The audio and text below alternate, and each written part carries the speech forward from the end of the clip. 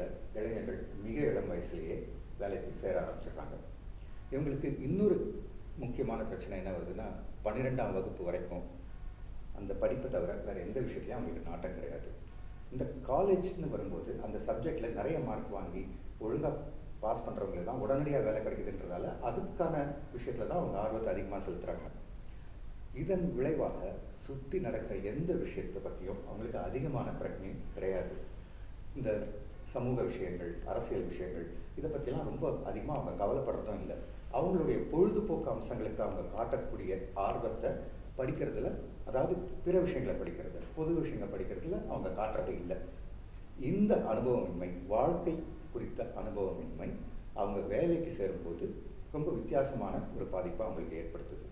முதலாவதாக, இதுவரைக்கும் அவங்க காசுன்றதை, அவங்க வீட்டில் கொடுக்குற காசை ஓரளவு எண்ணி செலவழிக்க வேண்டியிருந்த மக்கள் கையில் அதிகமான பணப்புழக்கம், அவங்களுக்கு அதிகமான சுதந்திரம் இருக்கிறதாக ஒரு பிரமை, இந்த ரெண்டுமே ஏற்படும் போது அவங்களுக்கு தங்கள் வாழ்க்கையே இனிமேல் இப்படி தான் இருக்க போகுது, வாழ்க்கை இனிமேல் மொத்தமாக நமக்கு நிறைய பணம் வரப்போகுது, நமக்கு நிறைய ஸ்டைலான ஒரு வாழ்க்கை இருக்க போகுது அப்படின்ற ஒரு கனவு நிஜமாகிற மாதிரியான ஒரு பிரமையில் அவங்க ஆரம்பிக்கிறாங்க. பலருக்கு ஒரு 10 வருஷம் முன்னாடி வரைக்கும் இது ஓரளவு சாத்தியமாகவே இருந்தது, அவங்க ரிட்டையர் ஆகிற வயசு வரைக்கும். இப்போது இந்த ஐடி துறையில் அவங்களுக்குள்ளே இருக்கிற போட்டிகள், அவங்களுக்குள்ளே இருக்கிற அந்த வியாபார மந்த நிலைமைகள், இதன் காரணமாக இவன் ஒரு 10 வருஷம் தொடர்ந்து வேலை செய்வான்றதும் நிச்சயம் இல்லாத ஒரு நிலைமை இருக்குது. 5 வருஷத்துலேயே இது வரைக்கும் எக்கச்சக்கமாக காசு பார்த்தவனுக்கு வேலை இல்லை அப்படின்ற ஒரு திடீர் நிலைமை இப்போலாம் உருவாகுது. முன்னெல்லாம் ஒரு இடத்துல வேலை இல்லைன்னா என்ன, இன்னொரு கம்பெனிக்கு போயிடலாம் அப்படின்ற ஒரு நிலைமை இருந்தது. இப்போ அதுவும் கிடையாது. ஏன்னா எல்லா கம்பெனிலையும் வேலை வாய்ப்புன்றது இப்போ குறைய ஆரம்பிச்சிருக்கு. இருக்கிறவங்களையும் வெளியே போக சொல்கிறாங்க. இப்படிப்பட்ட சூழ்நிலையில் திடீர்னு அவங்களுக்கு ஒரு வேலையின்மை அல்லது வேலை பளு, நீ இதெல்லாம் செஞ்சாதான் உனக்கு வேலை அப்படின்ற ஒரு ப்ரெஷர் வருது. இது வரைக்கும் செஞ்ச வேலை போதாது, இன்னும் அதிகமாக வேலை செய்யணும் போது அவங்களுக்குள்ளவே ஒரு முரண் ஏற்படும். இந்த முரணின் வெளிப்பாடாக மனதில் ஒரு சோர்வு ஏற்படும். மிக மிக அதிகமாக ஐடி துறை இளைஞர்களுக்கு ஏற்படக்கூடிய மனவியல் பாதிப்பு, மனநல பாதிப்புனா அது மனச்சோர்வு தான். இந்த மனச்சோர்வின் ஆரம்ப கட்டம் உறக்கமின்மை. இது பொதுவாக பிற இடங்களில் வேலை செய்கிறவங்களுக்கு உறக்கமின்மை அப்படின்னு வரும்போது உடனடியாக அவங்களுக்கும் இது வித்தியாசமாக தெரியும்.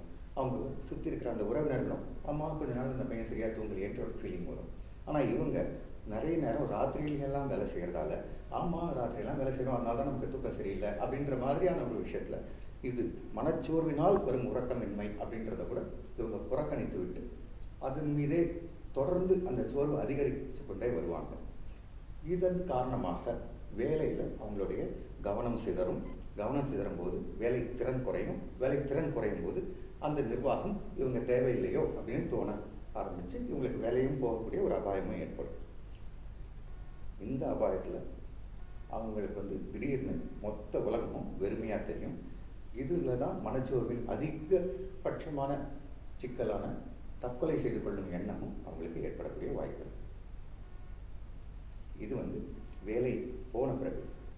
வேலை செய்யும் போதே அவங்களுக்கு இருக்கக்கூடிய மனவியல் பாதிப்பு என்னென்னா, அதிகப்படியான ஒரு பதட்டம் அவங்களுக்குள்ள உருவாகும். இது வெளியில் தெரியறதில்ல, உள்ளுக்குள்ளவே அந்த பதட்டம் அதிகரிக்கணும். இந்த டார்கெட்டை முடிக்கணும், இந்த டெட்லைன் முடிக்கணும், இந்த கிளைண்ட் கிட்ட பேசணும். இது தவிரவும் அவன்லாம் அமெரிக்கா போயிட்டானே, அந்த அம்மா ஆஸ்திரேலியா போயிட்டாங்களே, நான் எப்போ போகிறது அப்படின்ற ஒரு போட்டி மனப்பான்மை, அதன் மீது ஒரு வெறி, அது கிடைக்காத போது அதில் ஏற்படும் சோர்வு அப்படின்னு இன்னொரு விதமான தேவையில்லாத ஒரு சோர்வும் சோகமும் பயமும் இவங்களை ஆட்கொள்ளும். இந்த ரெண்டுமே தான் வேலையில் இருப்பவர்களுக்கு ஏற்படக்கூடிய பாதிப்புகள்.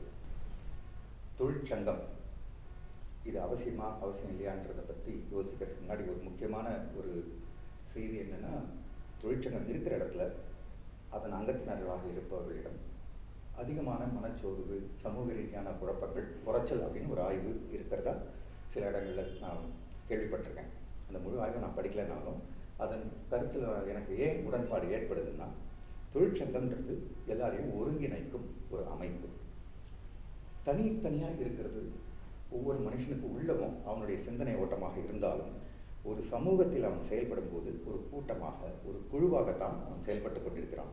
அதனால் இப்படி ஒத்த கருத்துடையவர்கள் மட்டுமல்ல, ஒத்த விஷயத்தில் ஈடுபாடு கொண்டவர்கள் சேரும் இடம், சேர்ந்திருக்க வேண்டிய இடம் ஒரு தொழிற்சங்கம். இந்த தொழிற்சங்கத்தோடைய அடிப்படை நோக்கம் என்ன? இவங்களுடைய நலனை பாதுகாக்கிறது தான். நலன்றது இவங்களுக்கு சம்பளம் வருதா, இவங்களுக்கு வேலை இருக்கான்றது மட்டும் இல்லை.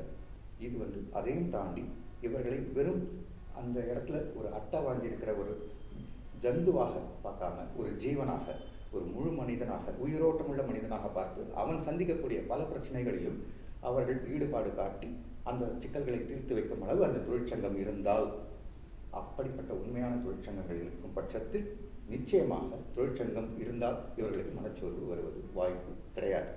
ஆனால் தொழிற்சங்கத்தின் மீது இந்த மாதிரி இளைஞர்களுக்கு ஏன் நம்பிக்கை இல்லை? அதுக்கு முக்கியமான விஷயம், முதலாவதாக இவங்களுக்கு இந்த விஷயங்களே சரியாக தெரியாது.